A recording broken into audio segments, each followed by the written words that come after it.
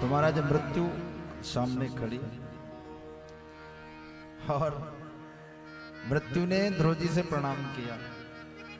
ध्रुव जी ने कहा हाँ बताइए। कहा देखिए सरकार, बिना हमको स्पर्श किए यहां से कोई नहीं जा सकता। तो ध्रुव जी ने कहा कि हम खड़े हैं, आकर के स्पर्श कर लो। ध्रुव जी ने कहा, मृत्यु ने कहा कि सरकार हम स्पर्श करना चाहते हैं लेकिन हमारी हिम्मत नहीं पड़ रही। कहा जो आपके अंदर राम भक्ति की अग्नि जल रही है ना, मुझ में सामर्थ्य नहीं है, मैं स्पर्श करूंगा तो जल जाऊंगा। तो ध्रुव जी ने कहा भैया हम करें क्या। विमान आकर के खड़ा है।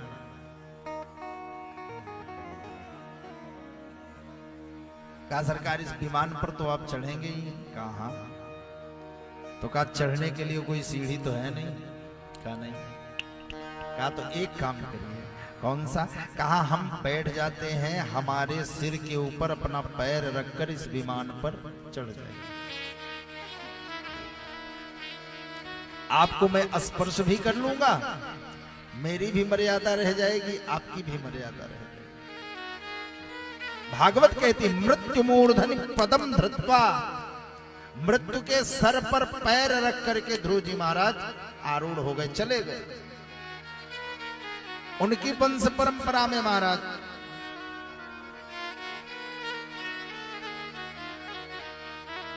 अंग का जन्म होता है और अंग के वेन होता है।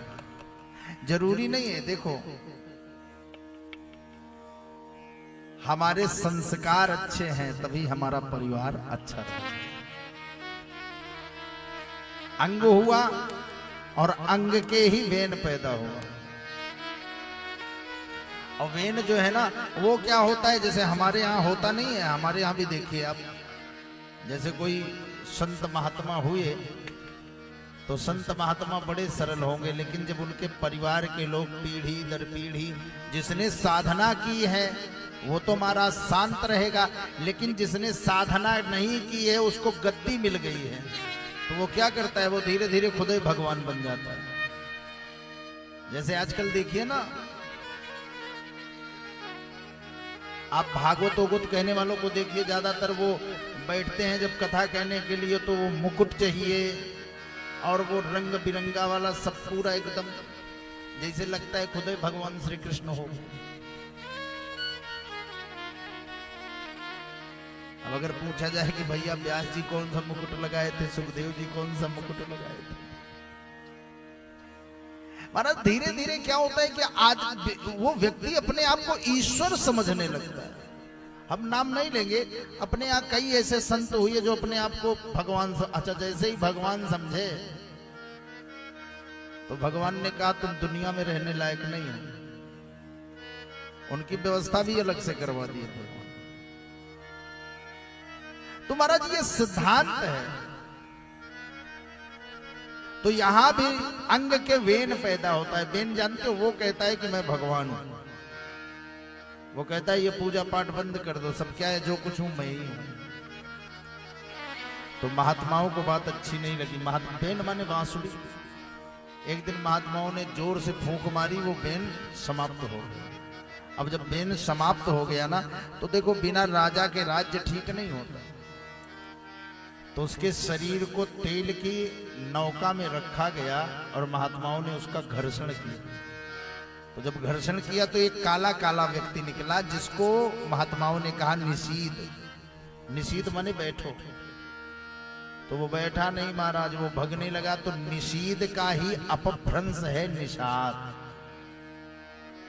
जो निषाद जाति की उत्पत्ति हुई वो कहां से, निषीद से, राजा वेन से ही। और फिर महाराज उनके शरीर का जब घर्षण शुरू किया तो महाराज दाहिनी भुजा से पृथु जी और बाईं भुजा से अर्ची महारानी उत्पन्न होती हैं। बोलिए पृथु जी महाराज की।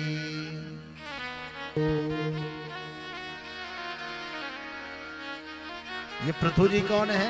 ये पृथु जी वही हैं। पहले क्या थी कि पहले हम धरती से कुछ प्राप्त नहीं करते, खाली यहां रहते अकेले थे। और क्या होता था महाराज, पृथ्वी पर जो वृक्ष इत्यादि रहते थे ना, उन्हीं के फल को खा करके हम जीवन यापन किया करते थे। वो आदिमानव वाला इतिहास नहीं जो हमको पढ़ाया जाता है कि हमारे पूर्वज आदिमानव थे, बंदर थे तो क्या थे, वो मूर्ख थे जो ये पढ़ाते हैं। वो प्रकृतिवादी शिक्षा है। हमारे पूर्वज कभी आदिमानव नहीं थे, न कभी नंगे टहले। हमारे पूर्वज हमेशा शास्त्रज्ञ थे, ज्ञानी थे, विज्ञानी थे।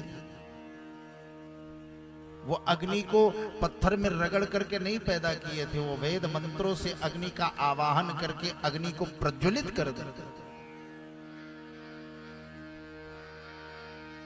मैं विरोध नहीं करता, शिक्षा नीति है, जैसा राजा वैसी शिक्षा। तो भारत में जैसे जैसे लोग आए, उन्होंने अपने हिसाब की अपनी शिक्षा का विस्तार किया। उनके पूर्वज रहे होंगे आदिमानव, ये भी हमको विरोध नहीं। तो महाराज हम पहले फल खा करके रह लिया करते थे, लेकिन पृथु जी महाराज का जब जन्म हुआ तो पृथु जी महाराज ने देखा कि हमारे यहां पृथ्वी तो खूब है, खूब जगह है हमारे पास, तो क्या किया जाए। तो पृथु जी महाराज पृथ्वी से निवेदन करने लगे, कहा कि मां, हम चाहते हैं कि आप हमारे भोजन का प्रबंध करो। तो पृथ्वी ने कहा ना। क्यों? क्योंकि जानते थे इंसान बड़ा लालची होता है। उसको पता था कि अभी मान लीजिए मैं हाँ कर लेती हूं तो बाद में स्थिति क्या होगी। उन्होंने कहा नहीं नहीं, हम कुछ नहीं कर सकते। वाण तान लिए महाराज मारने के लिए। पृथ्वी ने कहा हम कुछ करेंगे नहीं, चाहे जो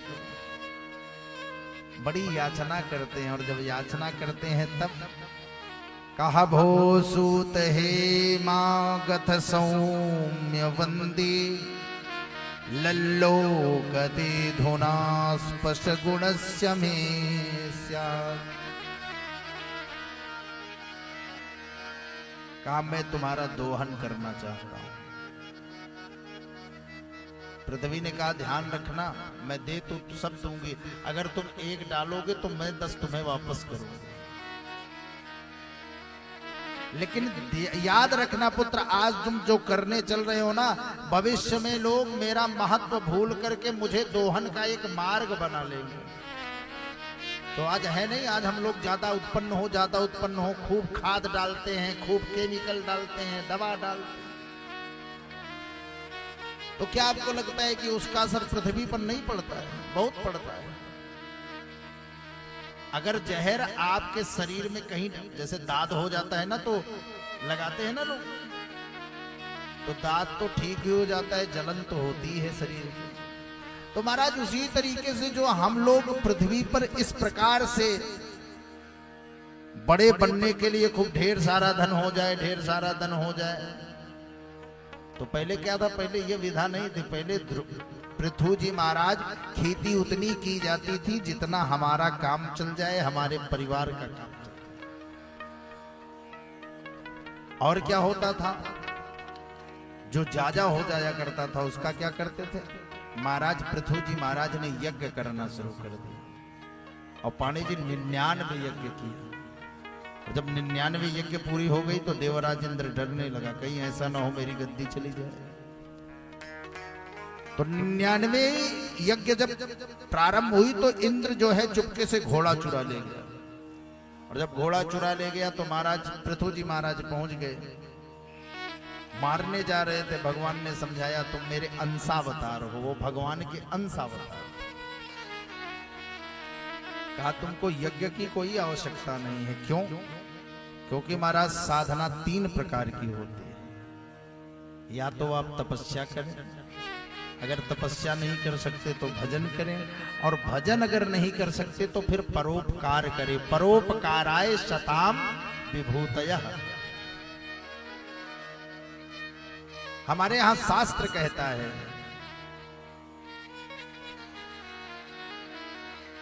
नमस्कारः पीरो भानु जलधारा शिव शंकर परोपकारः प्रियो विष्णु ब्राह्मणं मधुरम प्रिय। भगवान भास्कर यानी सूर्य नारायण को प्रणाम बहुत पसंद है। आप सुबह सुबह कुछ नहीं कर सकते तो उठ करके भास्कर को प्रणाम करिए। नमस्कार प्रियो भानु, भगवान सूर्य को प्रणाम बहुत प्रिय है।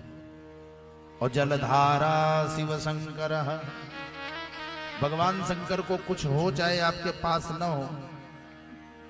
हो सके तो एक लोटा जल गंगा जल, और ना गंगा जल मिले तो बंबई जल, कोई जल ले जाकर के भगवान शंकर के ऊपर डाल दीजिए। जलधारा शिव शंकर, भगवान शंकर को जलधारा बड़ी प्रिय है। जल की धार मिल जाए समझ लीजिए पूरा संसार उनको मिल जाए।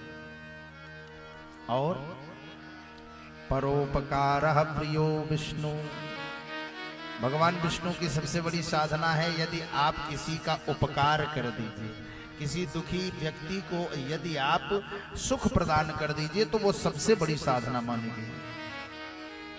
और ब्राह्मणम मधुरम प्रिय, ब्राह्मण को संसार की सारी वस्तु खिलाई दीजिए, जब तक मीठा नहीं खिलाएंगे तब तक महाराज अंदर से आहा की आवाज नहीं है। और संसार में दो ये यज्ञ है, या तो स्वाहा और या तो आहा।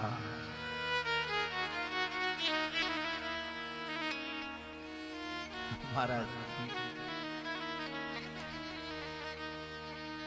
तो भगवान विष्णु को परोपकार अत्यंत प्रिय है।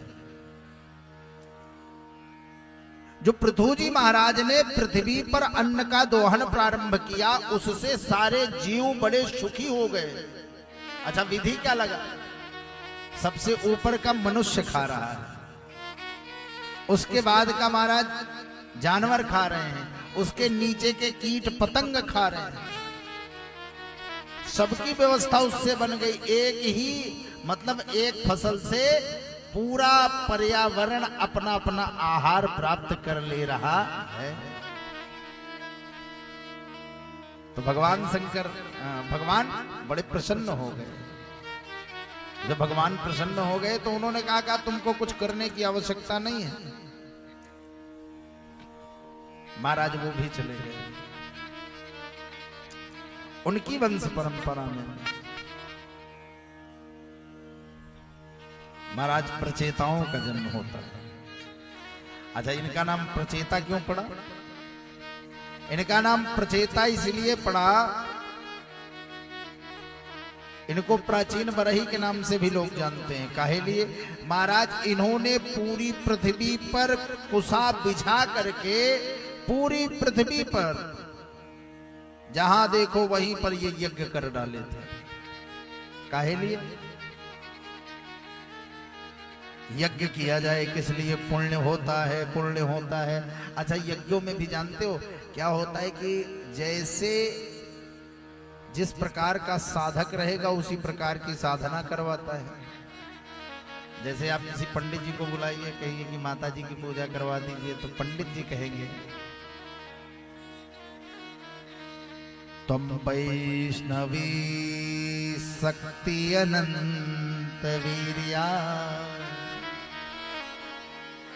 आराधना करेंगे, वो मंत्रों से मनाएंगे। और वही कोई गांव का देवता उता पूजने वाला हो और उसके पास आप चले जाइए कि महाराज थोड़ा मना दीजिए, तो वो क्या करेगा? वो कहता है ना कि ऐसे मां प्रसन्न नहीं होंगी। कहा फिर?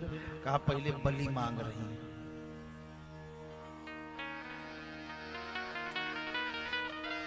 महाराज इतना बड़ा भगत होता है कि मां उसी से बात करती है और दुनिया में किसी से नहीं बात करती। और सुनिए, ये लोग सुबह से उठ के नहाए धोए के माला जपत जपत मर जाएंगे, इनको कभी भगवान नहीं मिल पाएंगे। दुइयों शब्द भगवान का न सुन पाए। और उनके न नहाने का पता, न खाने का न पता, वो हनुमान जी माता जी सबको बुला लेते।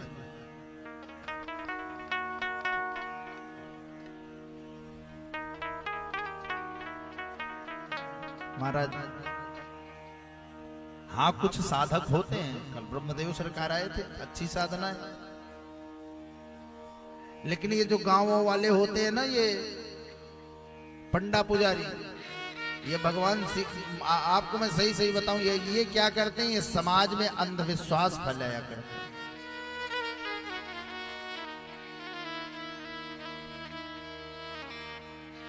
खाली अंधविश्वास फैलाते हैं। अब आप सोचिए कि जो भगवान, संसार में कौन सा ऐसा भगवान है जो ये कहेगा कि मुझे बलि चाहिए?